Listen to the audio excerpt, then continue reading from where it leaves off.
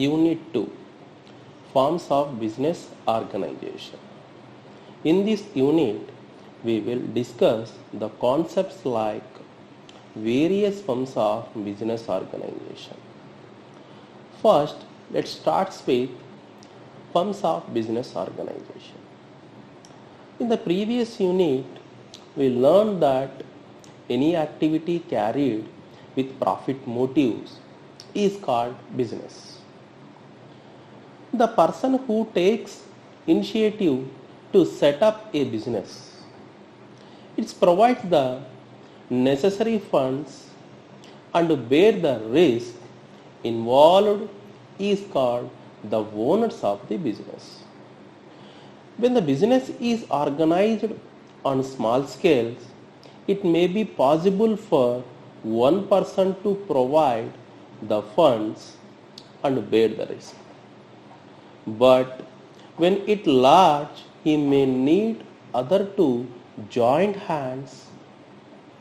Thus, business may be owned by an individual or a group of persons.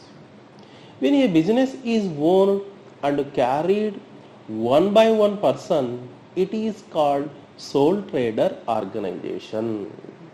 But when it is owned by a group of persons, it may be take the form of partnership firm, a company, or a cooperative society.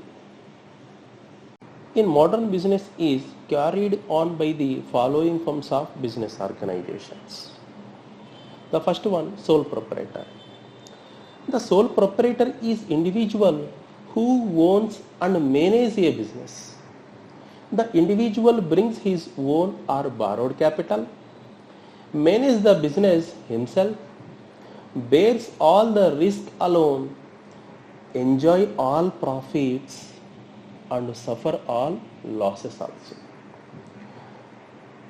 This is the oldest and simplest form of business organization. It has been in operation since the birth of our civilization. It is also called single entrepreneurship. The form of organization has advantage from the point of view of easy formation, quick decision and prompt action, personal interest, secrecy, incentive, flexibility, lower cost of management, self-employment, diffusion of ownership, and development of personality. And disadvantages include limited capital, limited organizing ability and managerial skill, unlimited liability, absence of legal status, no economic of large scale and specialization. The next topic, partnership organization. We have listened that the sole trader organization have limited financial resources, limited managerial ability, skills and unlimited liabilities. In case of expansion, more capital and more managerial skills are required. At the same time, the risk will also increase. A person may possess expansional business ability but no capital. He can have a financing partner. A financier may need a managerial expert as well as technical expert, and all of them may combine to set up a business with common ownership and management. Under a voluntary agreement, such business can be formed, which is called partnership form of business organization. A partnership is an association of two or more persons to carry on a business as co-owners for profit. Owners of the partnership business are individually called partners and collectively called a firm. The partnership agreement contains the terms and conditions relating to partnership and regulations governing its internal management and organization. It is also called as the Articles of Partnership. A regular partnership agreement signed by all partners can ensure smooth running of the partnership business. The Partnership Act does not make registration of partnership as compulsory. However, there are some effects of non-registration. Partnership is an ideal form of organization for small scale and medium sized business where we have limited market, limited risk of loss, and we need limited capital and limited specialization in management.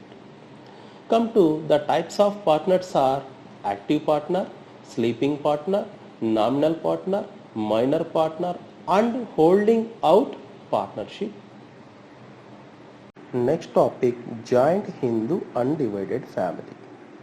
A joint Hindu undivided family firm is the oldest form of business organization, and it is a peculiar firm in India. It is not formed by an agreement or by a contract, but it comes into existence by the operation of Hindu law. In this business, eldest member in the family or the father is only allowed to conduct, manage, control, and organize the business. His liability is unlimited. Next topic, company form of organization. Company organization came into existence to overcome the defect of sole trading concern and partnership firm. A company is an artificial person recognized by law with a distinctive name, a common seal, a common capital comprising transferable shares of fixed value, carrying limited liability, and having perpetual succession. There are certain distinguishing features of a company.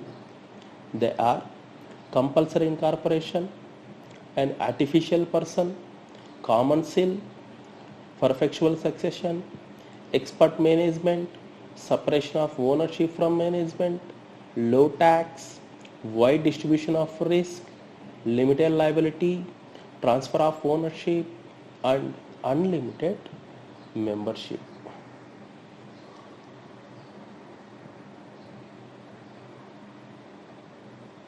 The types of companies are chartered companies, statutory companies, government companies, registered companies, companies limited by guarantee, unlimited companies, private and public companies.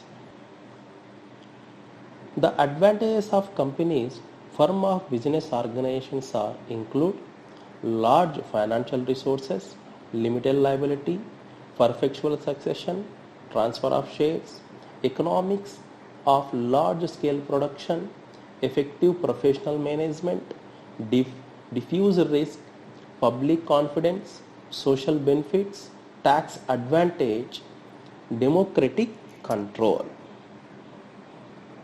And the major limitations are difficulty of formation, fraudulent management, ownership and management are different, undue speculation in share, excessive government control, diverse interest, slow decision making.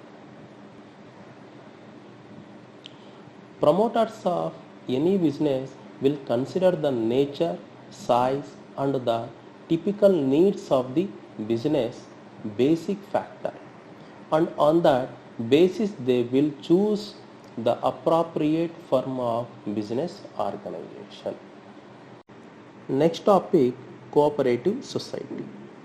A cooperative society is a voluntary association of persons started with the aim of service to its member rather than making profits. It is an association for mutual benefits. Persons belongs to the same locality or profession are occupation joined together voluntarily to achieve a common economic objective. Unlike the capitalistic form of organization which has the motto each for himself, but cooperative societies follows the motto is all for each and each for all. The main principles of cooperation is self-help through mutual help. The advantages of cooperative societies are as simple formation, democratic management, low operating cost, service motive, limited liability, continuity for stability, tax advantage, state patronage, no speculation in share, social utility, check on the business, elimination of middleman, aim of mutual prosperity.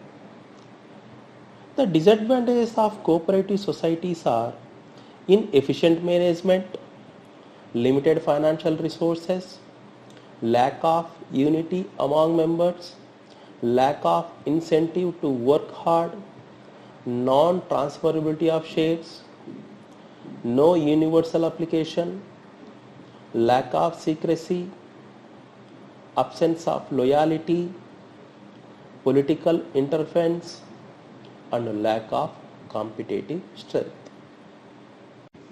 In this unit, there are certain distinctions and similarities between the sole proprietor, joint Hindu undivided family, cooperative society, and partnership form of business organization.